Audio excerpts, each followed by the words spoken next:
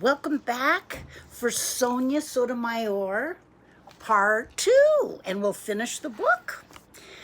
Remember, she had gone to Princeton, and it felt so different. She felt like she was living on another planet, and it was really difficult for her. But she persisted, and she worked so hard, and I'll let the book tell us. In similar shoes, feeling as bad as she did and being so different and being in such a different environment, some people might have just gone back home. But Sonia was like a flowering vine that would not stop growing. She would not just survive this strange world, she would thrive. She would spend her first summer break reading all the books she'd never had time to read before to make herself even smarter. I would like to go back to that phrase that's so wonderful. We don't have to just survive in life. We can figure out what gives us joy and what we care about in life and go for it, and we can thrive.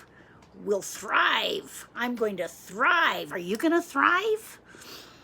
I know you will. I believe in you. So here she is at school, reading even when she's shopping, reading wherever she is to learn more, even though she felt so alone. She, at Princeton, would become the head of a club for the handful of Latino students at Princeton. She would push herself to her limits, studying day and night and day at the library, and graduate with the highest honors of any student in her class. And that's at Princeton. Oh, she's amazing. Success comes to those who make the most of the chances they are offered in life. And Sonia did become a judge, and a good judge too. She was known for working very hard and always being very prepared for every trial. She was also known for having no patience for lawyers who weren't prepared. You'd better not mess with Judge Sonia.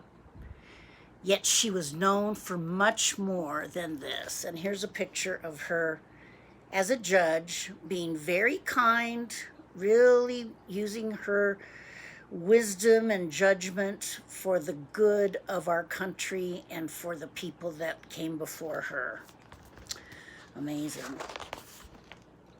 Unlike many judges, she'd grown up in poverty. She had grown up as a Nuyorican, a child of Puerto Rican parents.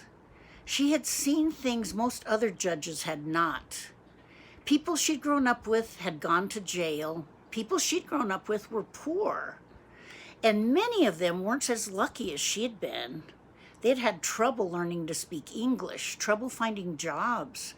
Unlike many judges, she knew firsthand what prejudice was, what it was to be judged for your background. In the world of judges, this made Sonia very special. She used how she knew what it was like for poor people. She used that knowledge and that experience to help all people who came before her, for her understanding and her caring.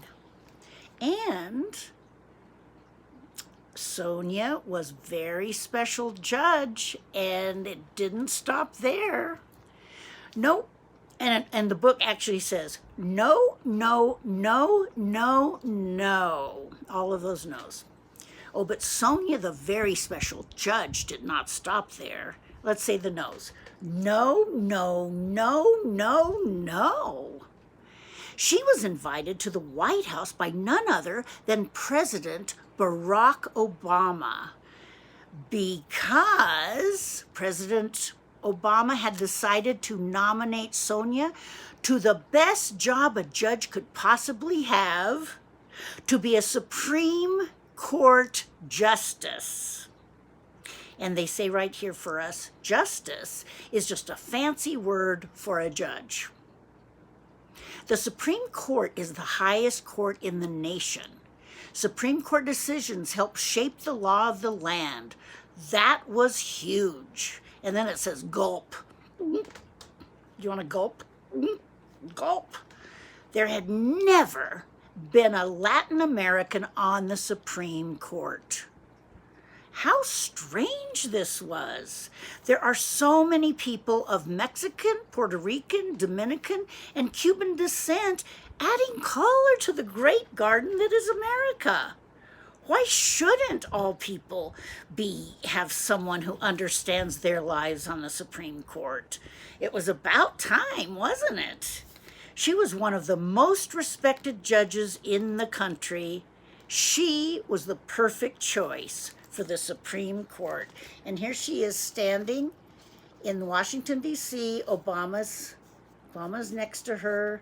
They're in the garden, the Rose Garden, and there's the Washington Monument ahead of them. She was recognized for her great wisdom and hard work and intelligence. This was an honor beyond anything Sonia, in all her beautiful flowering, had ever imagined. But at the announcement ceremony, Sonia spoke about her mother rather than herself. And here's what she said exactly.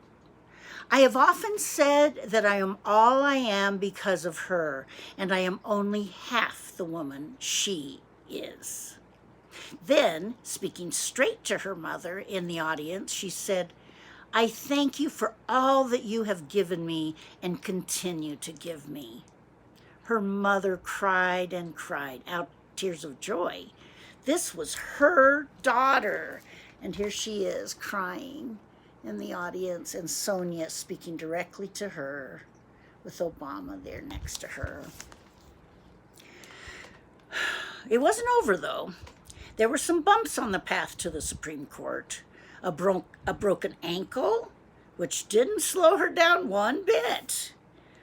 And angry people calling Sonia names like racist just because she was proud to be a Latina judge and not ashamed to say it. And she shouldn't have been ashamed. I think those people might have been ashamed for saying it. There she is, Sonia.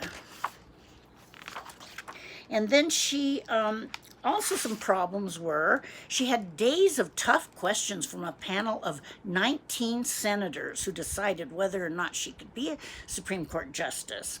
And it was a row of white faces, most of them male. That was kind of scary, I think, for her. But this didn't stop her. Nothing could stop Sonia, the dynamo from the Bronx, from making history as the nation's first Latin American Supreme Court justice. Whew.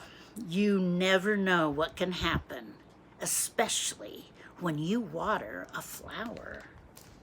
And there she is as a justice on the Supreme Court.